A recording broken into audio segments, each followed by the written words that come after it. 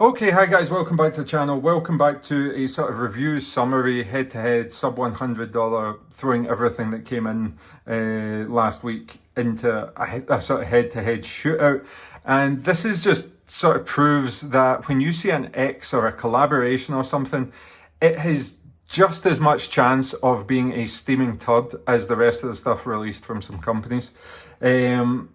The chi-fi market has devolved into a throw everything at the wall and see what shit is going to stick on it. And they are very much doing that and abusing the position of the influencers and their audiences. I don't know the level of collaboration, but a couple of these is like, if I heard it, I would be like, I don't want this released with my name on it because it doesn't do anything better than it's already on the market. I used to design and build my own headphones and pretty heavily into modifying the Fostex T50 RPs back when that was a thing. And even before that, I was trying to build my own balanced armature, single balanced armature earphones with a little aluminium tubes that I got machined especially for myself, and that was really, really fun, the development of an earphone and tuning it and making it something I want. But this just seems like companies are coming with a design and saying, here we go, we have this earphone, how do you want it tuned? Somebody throws a graph, they throw a graph back, and it's like, it's good enough, slap the name on, stamp, and people will buy it because they trust that name. And to me, that's getting into dangerous territory at this point. If you're going to put your name on something, try and make it the best at its individual price point. This is a completely scattergun approach at this point. Anyway, there is a good earphone on this table in terms of sound, but there's also some redeeming qualities to the different ones. We have on the table, we have the Tripowin X HBB Kailua. We have the Tangzu FuDu, which is a collaboration with whatever the hell the Venus is. We have a non-collaboration earphone, thank God, which is the 7Hz Sonus. 7Hz, known to be very good at tuning themselves, famous for the Timeless. And we have the Blon JOJO, which I think this is Z Reviews. So as I say, three of these are absolutely no good, don't recommend them at all, apart from one for one really weird reason. But here we go, and I'm going to be very note reliant over here because I've got my notes up on my computer and I'm going to have to bounce backwards and forwards to remember that I'm talking about the right earphones. So first up, the Kailua. I don't have too much wrong to say about this. The build quality and the design is actually really, really nice. I actually like this tone of purple. I like the metal bodies on it. I will say that the nozzles are a little bit too short and it's kind of hard to get a good fit. And I think it's because of the angle of the nozzle. I think if it was angled more, just slightly a few degrees more this direction, I think it would have benefited a lot from that. As it stands, it sits very shallow on the outer surface of the ear. No problems with getting this piece in, but I just think it's sort of weirdly designed, but overall build quality is very good. The cable that comes with this one is a steaming turd, and I'll just show you here. It's just your standard KZ fair cable that I've got a million different ones of them that I've seen on KZ earphones. So probably from the house of KZ, and you can probably tell that from the type of box. On the internals of this one, it is actually a dual dynamic driver. It has, I believe, a 10mm and a 6mm. So it's similar to what TheAudio are doing with these Impact 2, and a lot of companies are doing with this dual driver technology. And what I will say about it is that it's a very smooth and neutral sounding, not neutral so much, balanced sounding headphone that has a slight emphasis on the sort of lower end of the weights. Treble extension is pretty average. It's okay, and probably what you would expect around the $60 price point. But I think the glowing part of that is that it's not offensive in any way. It's not going to cause any discomfort, and it works well with a wide variety of genres. Now, my issue with this one is it doesn't sound special. It doesn't do anything. It doesn't bring the music to life. In fact, it sounds somewhat dead and lifeless and unflavoured in comparison with other stuff on the market. For example, the You get a nice warmth from the Dunu Titan S. You have nice sort of balanced accuracy from something like the Aria, which is a similar price point. And then you have the absolutely wonderful sound quality from something like the Queen of Audio Gimlet, which I'll leave a link in the description below. So this one is a hard pass for me. It's not offensive, and if you have it, it wouldn't offend me. It just doesn't do anything for me. It doesn't do anything better than what's already on the market at that price point. It doesn't go in a different direction, try and stake its own claim in a certain position, and it doesn't excel in any area. So that is the Kailua. Next one up, let's talk about the Blon JOJO. This is a steaming turd for most use cases, but it's absolutely brilliant for one case, and I've got to admit it's kind of like a guilty pleasure, and I wouldn't be opposed to having this in part of a cheaper collection. Like, say you did have, for example, a 7Hz Audio Gimlet, that covers the all-around listening, but if you also are somebody that listens to a lot of EDM or heavy bass music, this can be a lot of fun. It is a bloated mess of bass. It's not refined bass or anything, but quantity-wise, it slams pretty damn hard. The build quality is like fantastic as well. It's $50, all metal construction. It's got the little QDC connectors over the top of it. I think it's really, really good. Again, it's a shallow insertion depth, but it does have something quite special about it, and it is this. The cable on it is definitely a stunner, and it's not going to be for everybody in this colorway. I assume they do different colorways, but the quality on this cable is absolutely fantastic. This is like a $25, $30, $40 cable on its own. The color looks really, really interesting. It stands out. It's got those QDC pins on the top of it, 3.5mm termination with the metal body on it, strain relief metal splitter and metal cable cinch. And it's really tangle free and easy to live with, very comfortable. It's got a little bit of knots and stuff like that once you have it wrapped up. The accessories from Blon, as usual, are terrible, so check out the link in the description for my earphone recommendations. But this earphone doesn't offend me because there is an actual use for it. If you are getting a cheaper collection together and you can get these substantially under $50, like say on a Black Friday deal, and you want to supplement your more balanced thing, like you have an Aria or you have a Queen of Audio Gimlet, as I say, this could be your base option there, and it's going to give you a lot of fun. Like if you're just listening for pure excitement and pounding bass and stuff like that, it's not going to do much for the clarity of the mids or detail retrieval, etc. But for pure bass, it does have a purpose, not completely excluding it, and it's one of the heavier bass models that I can think of under $100. Next one we will go to is the Tangzu, I keep mixing up the name of it, Venus FuDu. I didn't know at first whether it was called the Venus or the FuDu. If I bring up my notes on this one, it is, that's the 7Hz notes. Okay, Venus and FuDu. Okay, the overall build quality of this one is weird. It's plastic, but it is quite a dense plastic. I'm not the biggest fan of the 2-pin connectors, but what I'm a big fan of is the length of the insertion, plus this carved out point here that sits nicely in the tragus and anti-tragus. So I was able to get a really, really good seal. If we look at, for example, the depth of the nozzles alone, you can see this one sits in the mid to mid-deep in the ear, and you can get a really, really good seal, especially when using the ASLIS EndoFit tips that I always use. Other than that, the build quality I think feels fine. It's not as refined as other earphones, but as a plastic earphone, it feels pretty decent. Now, the sound signature is very, very natural and very, very easy to live with for a wide genre, genre library. Like if you're somebody that listens to swings between jazz, classical, and then going over rock, EDM and stuff like that, this seems a fairly competent earphone to go and do that. It's a very easy to listen to earphone. The treble is rolled off to the point where you're not going to get any fatigue, and as is the upper mid bass on it. So it's very smooth in that ability, and I do like the tuning, punchy bass on it that's quite controlled and doesn't bleed into the mid-range.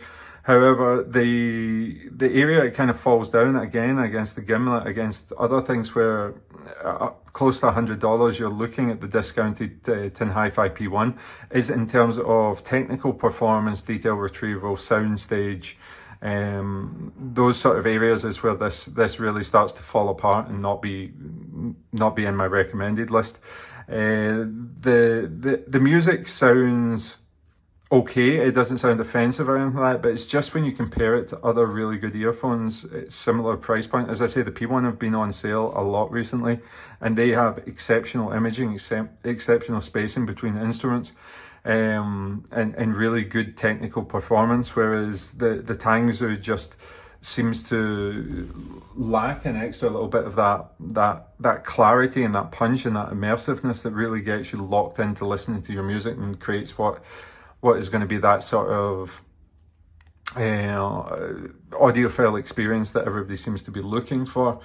Similarly with the drawn back and the smooth nature of the treble on it, I find that it's not expansive in the soundstage, so it's not a wide sounding earphone anyway, but you can kind of push treble to be artificially large, like to create this treble soundstage, but on a smoother earphone you don't benefit from that. So again, looking at the similarly priced competition, it's just not something that's gonna fall into my recommendation list for you. Now we do have one, fortunately, that is really quite nice, and I would say fairly nicely packaged. This is the 7Hz Sonus. I'll bring it in, and it is a one dynamic driver, one balanced armature, so it's in hybrid configuration. Again, it kind of looks like it came out the KZ factory, but if I pop this off, give you a better look at it, it has this 7Hz elevated faceplate on it. The problem is it's slightly on the deep end. The earphones we've been looking at today are not as big and bulky as this, so they do protrude somewhat from the ear, and they only have a medium depth insertion on them. They have this nice little grill protector, which is a nice touch, a couple of ventilation ports on the back of it, and if you're going to be medium to large size ears, I guess you're going to go on okay with this. The other point is that the comes with a little leather carry case like so, but the cable was kind of interesting to me. It's this 4-strand, it's almost like a computer ribbon cable. I'm not the biggest fan of it, but it is very well made, and it does have this really nice sort of cool looking touch here where you see all the strands going in individually. I really like that. I think that is a cool looking cable, and I've never seen it done before, so props to 7Hz for doing that. Now, as for the tuning, it's very neutral with a slight sub-bass bump on the end of it. The advantage of that is that they've not tried to aggressively go at the mid-bass, so there's no bleeding into the mid-range. The mid-bass sounds sort of detailed and clear on its own. It's not overly forced, and it's not being smothered by an excessive sub-bass. The mid-bass is distinguishable from the sub-bass in its own right.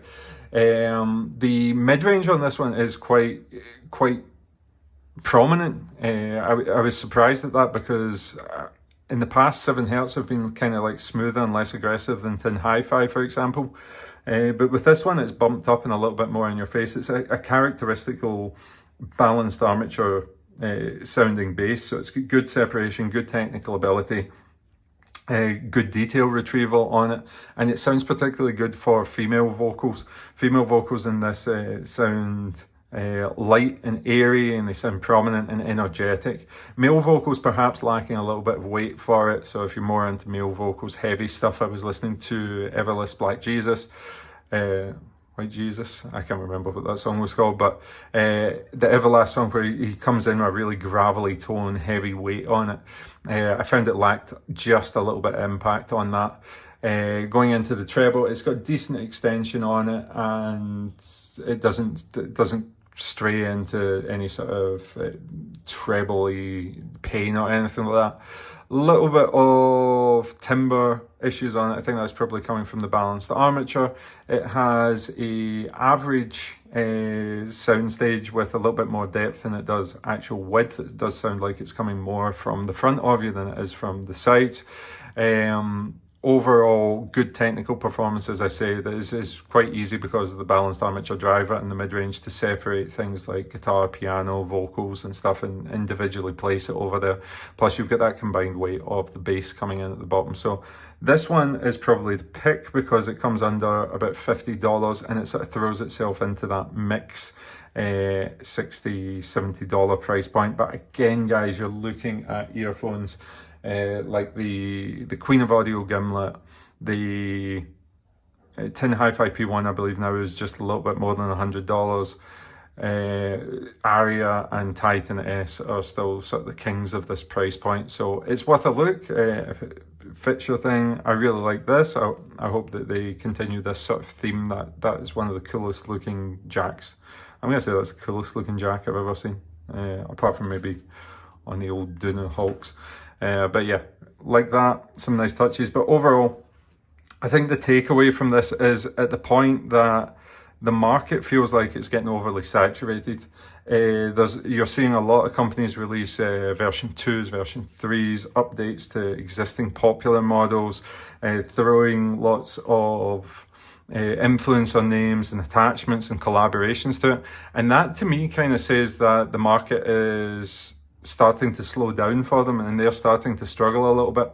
If they want my advice, is that if they're going to want to expand the market, they're going to have to really start getting into wireless and start giving us the performance of these earphones in wireless form factors, because the cabled earphone market is dying. Like there's a market for it, but it is definitely dying. And there was only a limited amount of us that was interested in this sort of stuff out from the get-go, and then to come in and have that market already be saturated by so many great earphones. And that's the thing, the earphones are so good at every price point, there's not really anywhere that they can go at this point. And if you've already got a Gimlet from a year ago, or you've got an Aria from 2 years ago, 3 years ago, there's not really that push, that necessity to upgrade, although they're telling you that the latest and greatest is better. If you've already got one of those earphones, it's very hard to justify upgrading into this price point. And then people are going to have a natural budget cap. So maybe somebody that spends $50 to $100, yeah, okay, I'll upgrade and see what there is at the $200 price point over time. But I think they're running out of buyers. And I think they're really trying to force the issue with trying to create the artificial hype. And that wasn't the way that the hype used to work. The hype used to work because people heard stuff and they were like, oh my God, this beats everything. Like, how did we level up and become at this? The performance has gone up like that and it's sort of plateaued at this point, and they're trying to force stuff on you. I've been asked, do I want to do a collaboration earphone? And I said no, because I don't think there's anything on the market that I particularly want. The only two areas I was thinking to do something was in terms of a motorcycle headset, which I thought would have been cool. I had a design for that.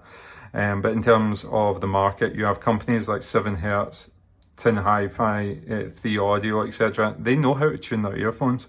They don't need, give the credit to the actual tuners and the credit to the people that work hard on these earphones, that design the circuitry, that design it from the ground up, and have proven that they know how to tune earphones. I mean, somebody that can tune a 7 Audio, a Monarch Mark III or something like that, or a Canera Skull, they are proficient in tuning, and I trust them.